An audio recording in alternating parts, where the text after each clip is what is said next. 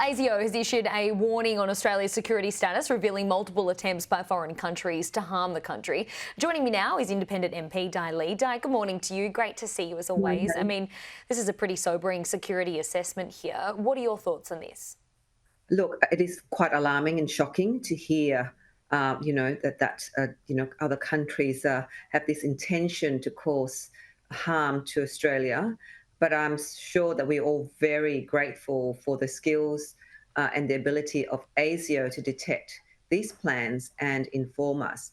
I think from my perspective, we live in our country, we live in one of the most multicultural countries in the world. And I think that I'm sure that ASIO is tapping into that diversity here to assist them with, engaging, gathering the information to ensure that we are protected as Australians. I can't, speak highly enough of the talent that we have here. We have the world, especially here in Fowler, the world living here in this very multicultural community. And I'm sure that it will provide resource for organisations like ASIO when they're engaging in situations like this. I mean, Australia's top spy has also warned of worsening anti-Semitic attacks and hate crimes. It's very concerning we might not have yet seen the peak of all of this.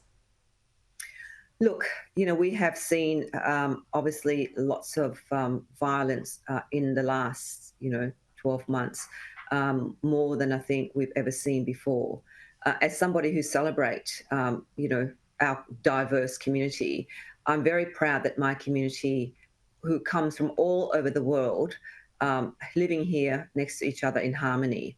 And I would like to ensure, and I would like to hope that we continue to maintain that cohesion, peace here in our community, and that external factors, external conflicts do not get brought into our society. And ASIO and other organisations are playing a role to ensure that we maintain the peace that Australia has always had for a very, very long time. I mean, I came here since the 70s as a refugee, and I have not seen the level of,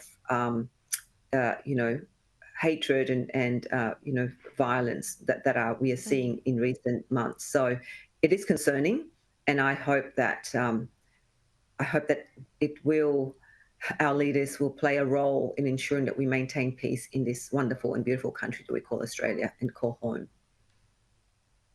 And I mean, at the core of it, this is a beautiful country and we're very, very lucky, but this is extreme cause for concern today. And most people, normal people hearing this news today, while they trust in ASIO and they do an incredible job at picking up on this intelligence, but for the everyday person, it's still very concerning for people who have young families and children growing up in this society. Are you concerned about the potential, though, for foreign interference in the upcoming federal election at all? Look, I think the people out here in my electorate, and I don't know about other electorates, are very concerned about the rising cost of energy bills, the cost of insurance. I mean, if they look at their bills, they look at their insurance costs, energy bills, petrol.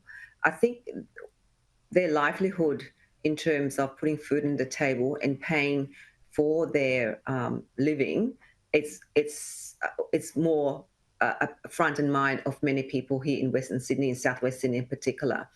And I think that's, for me, is my priority, to ensure that the cost of living is addressed. We have families that are on low income out here, Holly. I'm sure that this is a big concern at a national level, absolutely. And like, we trust in our spy organisations and the likes of ASIO to protect Australians. But at the grassroots level, what people are concerned about is that they're able to go to work, feed their families, pay their bills, and pay their mortgages, those who can afford a mortgage. So that is the feedback that I have here in my community. It's more around the cost of living. Cost of living is definitely going to be front of mind, isn't it? Di, what's your take on all of the numbers released this week? We've had a rate cut. Of course, we are also expecting employment numbers out soon. What's your take on it all? Can I say, Holly, look, it's great. I know that the Treasurer looked quite, content that he announced a rate cut, and I think we all were predicting that rate cut. But I think 13 interest rate rises, the costs have gone up in groceries, the costs have gone up in rent, the costs have gone up in petrol. All of that is still impacting the daily lives of working Australians and families, in particular in Southwest and Western Sydney. I can't speak for other electorates who have got more higher income and affluent, so they can actually withstand that increase in the cost of living.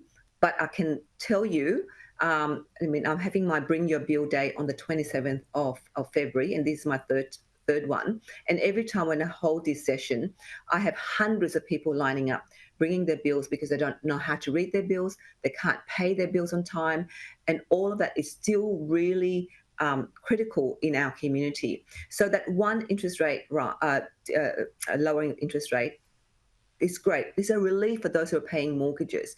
But for people who are still going shopping, buying their food, they're telling me that $100 nowadays doesn't get them much. So we still have not addressed the actual cost of living. People are still looking at their bills. The energy bills have not gone down. Gas, insurance, have any of that gone down? Petrol, we're still paying petrol. And people living in Southwest and West Sydney have to pay tolls to go to work. So cost of living is still very high. It is indeed, and that'll be front of mind as people head to the polls, no doubt. Dai, great to see you. Thank you. Thanks, Holly.